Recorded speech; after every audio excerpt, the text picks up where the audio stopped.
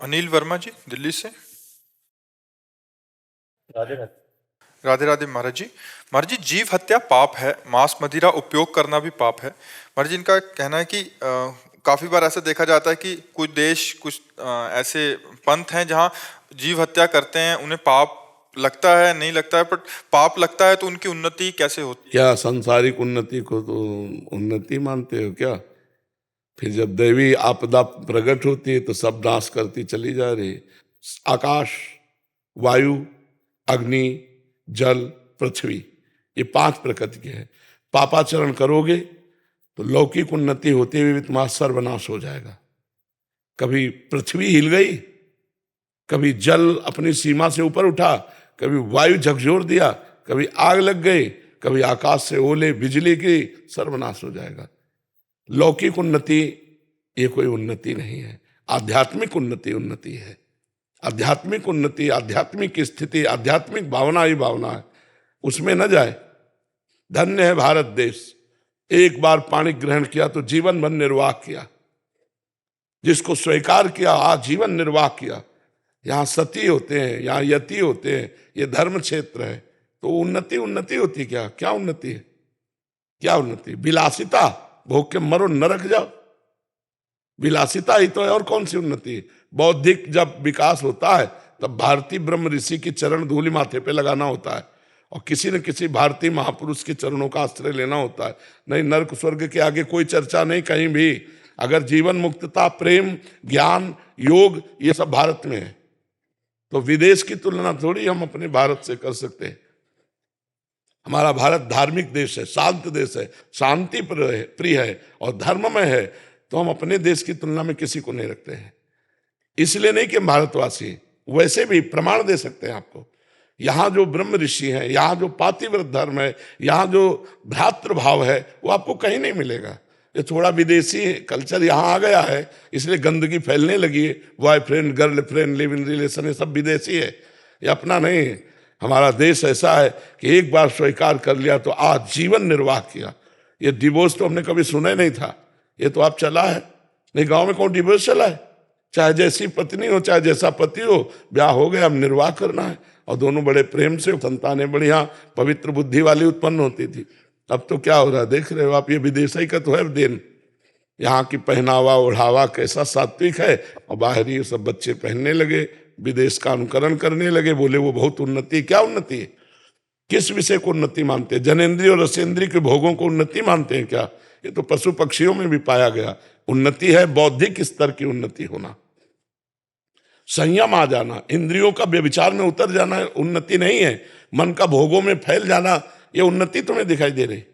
तुम विदेश को उन्नति समझते हो। अशुद्ध जीवन है, अपवित्र जीवन है, जहां शौचाचार का ज्ञान नहीं है, उनको हम अपने भारतीय संस्कृति से जोड़ सकते हैं। गंदा जीवन, न खान पान का ज्ञान है, न शौचाचार का ज्ञान है, न जीवन जीने का ज्ञान है, केवल इंद्रिय विलासिता को आप मान रहे हैं ना। बहुत बढ़िया गाड़ी है, इसकी उन्नति मानते हैं आप। आध्यात्मिक उन्नति की बात करो, कहाँ है आध्यात्मिक उन्नति? जी, आध्यात्मिक उन्नति का ज्ञान ही नहीं है ना। बस आध्यात्मिक उन्नति उन्नति हो तो सब देख लो, मिटा दो। आराधना है नहीं, पूर्व पुण्य है, तो भोग देशों में पहुंच गए, भोग रहे, इसको उन्नति हम नहीं मानते। जितेंद्रियता को उन्नति मानते हैं, मनोनिग्रह को उन्नति मानते हैं, पवित्रता को हम उन्नति मानते हैं, भगवत भजन को उन्नति मानते हैं, हमारा ज्ञान विज्ञान प्रकाशित हो उसे मानते हैं। जी, जो जीव हत्या कर रहे हैं, एक इनका नवीन कर्म बन रहा है। बिल्कुल, और इसका फल स्वरूप और ज्यादा बिल्कुल दुर्गति को भोगना पड़ेगा, भोगना। और जो नई कार्य जो इसका संयम कर रहे हैं, हाँ, उनका पूर्व का जो पाप है वो क्षय हो रहा है, उनके नए पुण्य बन रहे हैं, और आगे चलकर वो सुखी हो जाएंगे। सुखी महाराज जी, सुखी बाहर से सुखी या अंदर से? सुख का मतलब होता है चाह मिट जाना, अशांति नष्ट हो जाना, नाना प्रकार के भयों का नाश हो जाना। जब कोई चाह ही नहीं तो उससे बड़ा महात्मा और सुखी कौन हो सकता है? चाह में तो सब जल रहे हैं, सुखी है क्या? सब चाह में जल रहे हैं। दुर्गति है, मानसिकता की दुर्गति है। पर रुपया पैसा जनेन्द्रिय और सेंद्रिय के भोग, इससे ज्यादा क्या है? ये तो पशु पक्षी भी खूब कर रहे हैं, मर रहे हैं। हमारी दृष्टि में नहीं, हमारे शास्त्र की दृष्टि में नहीं। सुत दारा धन लक्ष्मी पापियों के घर होए, संत समागम हरि कथा तुलसी दुर्लभ दो, ये दुर्नति है जो अपनी इंद्रियों को काबू में कर ले, अपने मन को काबू में कर ले, सच्चिदानंद भगवान के चिंतन में रहकर धर्म पूर्वक कार्य करे, दूसरों को सुख दे। क्या कष्ट कर देते हैं उन पशुओं, उनके लिए तो जैसे लौकी तरोई है, ऐसे गाय और बकरा और भैंस और ये ऊंट है उनके लिए, तो वो जीव हैं। हमारे यहाँ तो पूजा होती है गौ की, वहां तो हत्या होती है। हम उनकी तुलना करेंगे अपने देश से? हमारे यहाँ तो पशु पक्षी वृक्ष जड़ वस्तुओं की, एक आदमी साइकिल भी चलाएगा तो पैर छू के चलाएगा, हैंडल के पैर छुएगा है। हमारे यहाँ की समानता कोई देश नहीं कर सकता। यहाँ तो ईंट पत्थर की भी पूजा होती है, अगर मकान शुरू होता है तो ईंट की भी पूजा होती है। यहाँ नई गाड़ी लाई जाती है तो उसको भगवान की तरह आरती की जाती है, नारियल की बलि दी जाती है, नींबू की बलि दी जाती है और माला पहनाया जाता है। यहाँ जड़ वस्तुओं में भी भगवत पूजा होती है, वहां तो भगवान की भी पूजा नहीं होती। तो महाराज जी फिर तो दुर्भाग्य है कि आज हम उनका अनुसरण करना चाहिए। यही दुर्भाग्य है।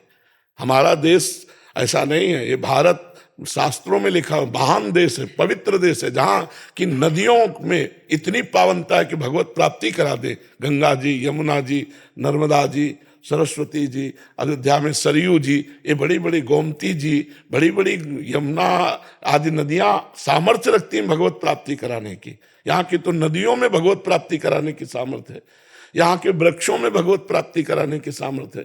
पीपल का वृक्ष साक्षात भगवान श्री कृष्ण का जटाधारी वृक्ष जो है भगवान शिव का स्वरूप, बट वृक्ष, यहाँ तो वृक्षों में भगवान की भावना की गई।